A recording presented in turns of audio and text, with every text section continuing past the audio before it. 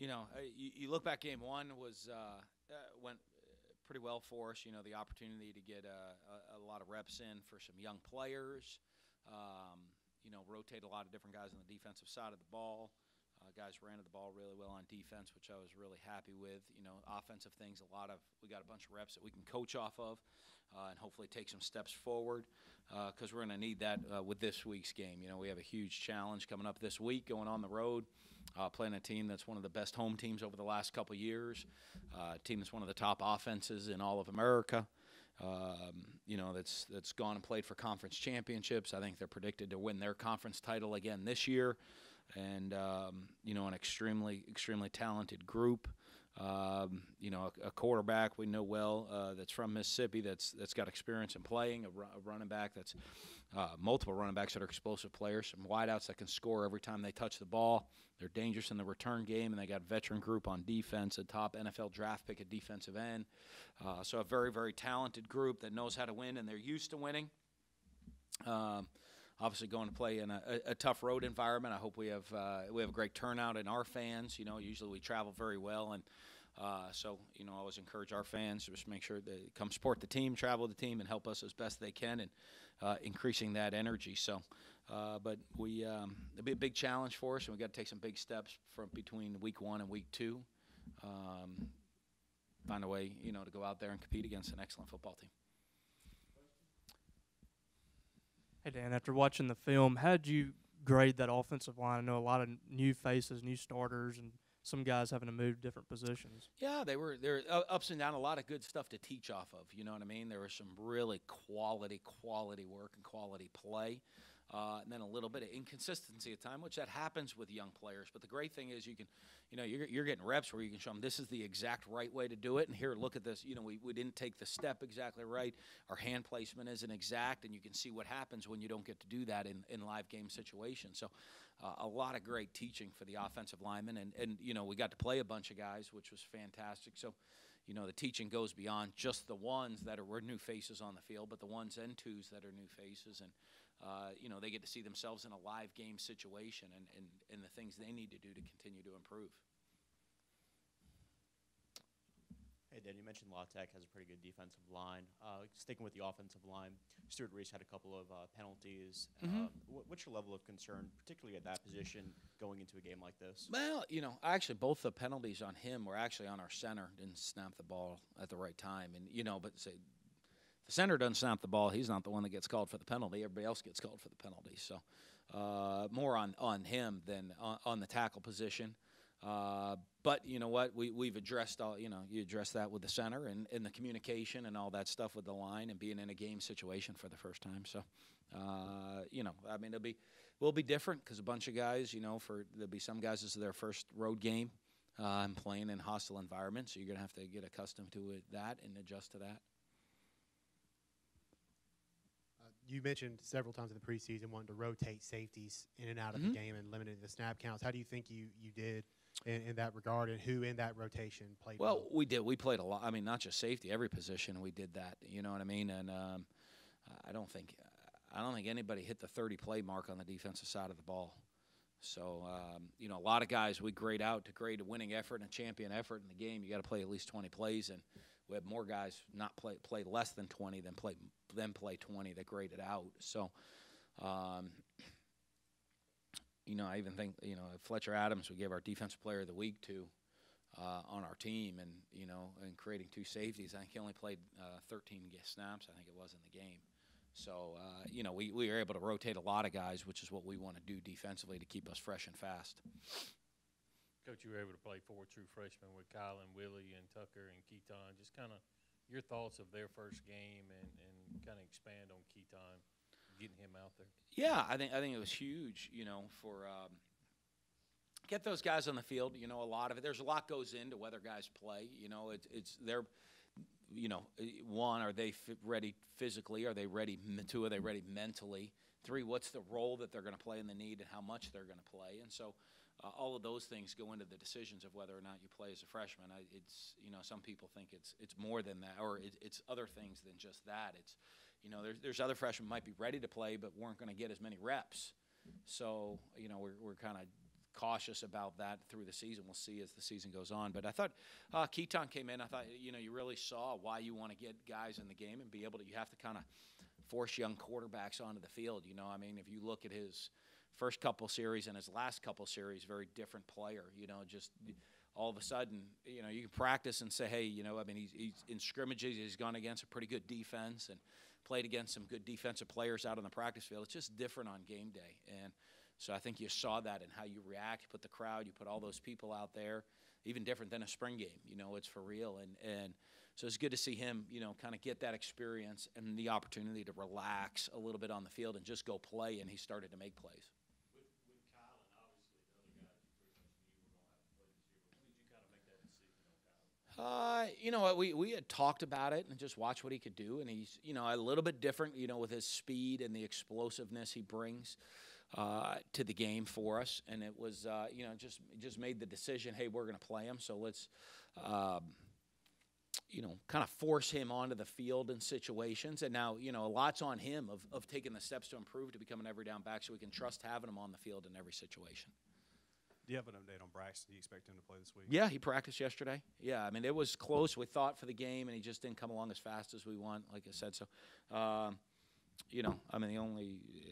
we expect everybody to play that is supposed to play.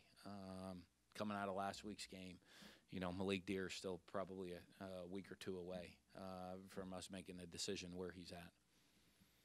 Early in the game, you were running really good tempo. I think you snapped the ball a couple times, 26, 27 seconds left on the play clock. When you play a team like Louisiana Tech that also likes to run tempo, do you like to go fast on fast, or do you think in your game plan maybe we should slow it down just a little bit to throw them off? No, we always, I think we're more efficient when we're playing at tempo. So I think, one of the things we talked about, our guys, and you see it all around college football, is, is the ability to execute while you're controlling the tempo of the game. No, we want to play fast. We want to play up tempo.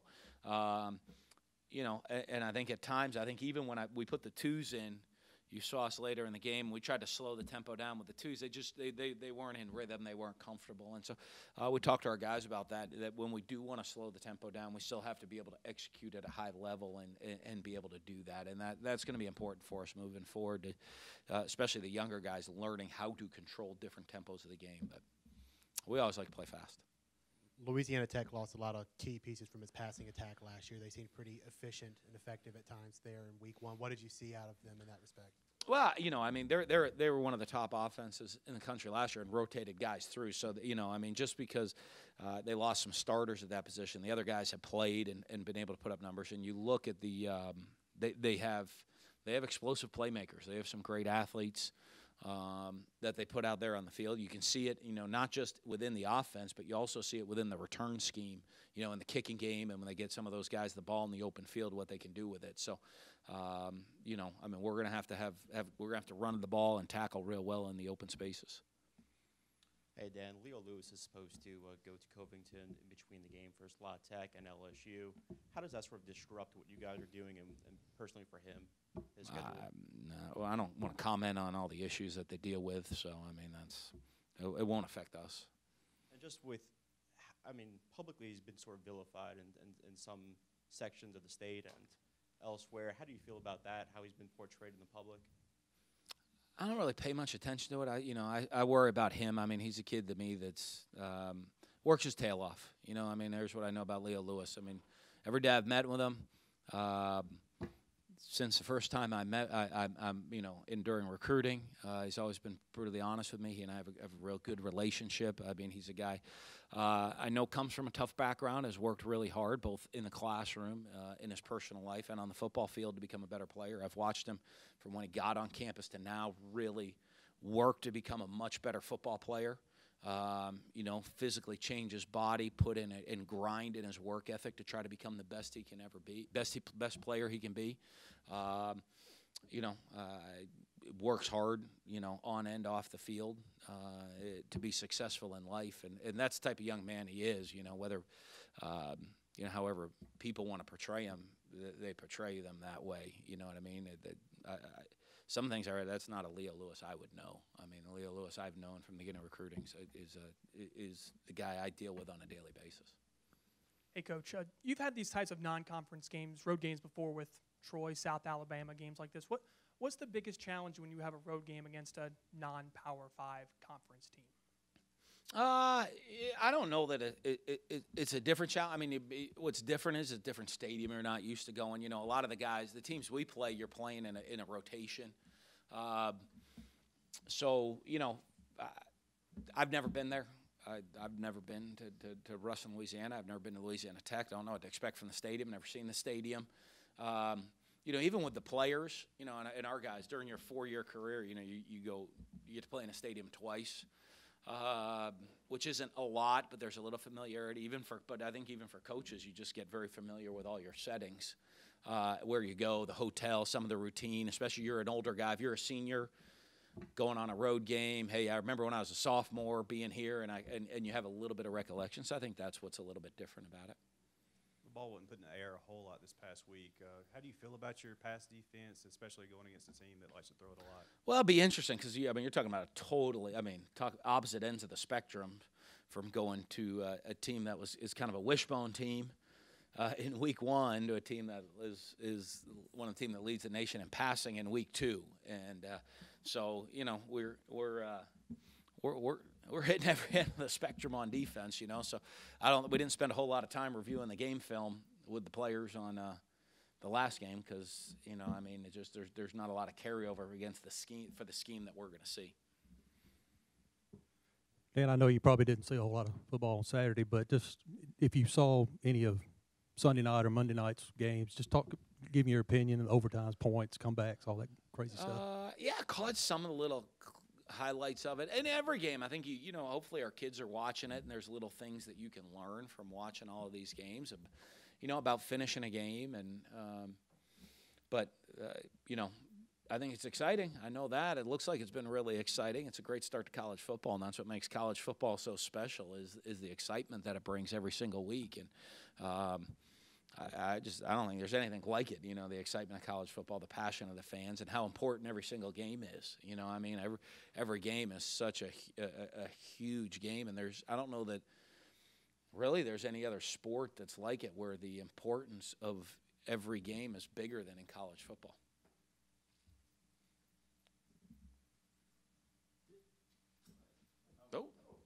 Oh. Gotta be quick. Sorry, Dan. Just your thoughts on how the defense played. I know you've been talking about getting back to that aggressiveness. How do you feel like the defense played? I was really pleased with how we ran at the ball. You know what I mean? I mean, I love judging effort. You know, we have a lot of assistant coaches and people that are worried about scheme, worried about technique, worried about teaching fundamentals. And the one thing as a head coach is most important to me is the effort in which our team plays with. And I thought defensively, we played with great effort on Saturday, you know, and that was a huge point we brought up to everybody. I think everybody, you know, what I liked is the accountability. The older guys were holding younger guys too. Even when it got to the fourth quarter, when we started rotating a lot of different guys in, the guys on the sideline were talking about how hard you better play. If you're going to step on the field, there's a standard in which you need to play, the effort you need to play with, and that is really important to me. So I thought they played with the effort I expect them to play with week in and week out. I know you've been asked already twice about this, but with Kylan Hill, you wouldn't be playing him unless you thought that there was a significant role for him to warrant not redshirting him. So could you talk a little bit more just about how many, I don't know, not exactly how many carries he'll get, but just what his role will be in the run game? Well, I think, you know, that's tricky because it's a long season. You know, one of them is, you know, like I said, everybody's in different positions. We thought, okay, he's ready to go play physically. The best way to develop him mentally is to actually get reps in a game and let him get out there and play some. And, you know, so because it is a long year and you don't know what's going to happen. And you know, it's one of those discussions where, you know, very similar almost to a Keaton, where you sit there and say, okay, let's try not to play him. Then all of a sudden, week 5, you need to play him because of injuries or whatever's happened, and he has no experience at that position. So that was kind of the thought more than you know, hey, building all around him. I think it is giving him that experience so he can continue to develop to be more of an every down player.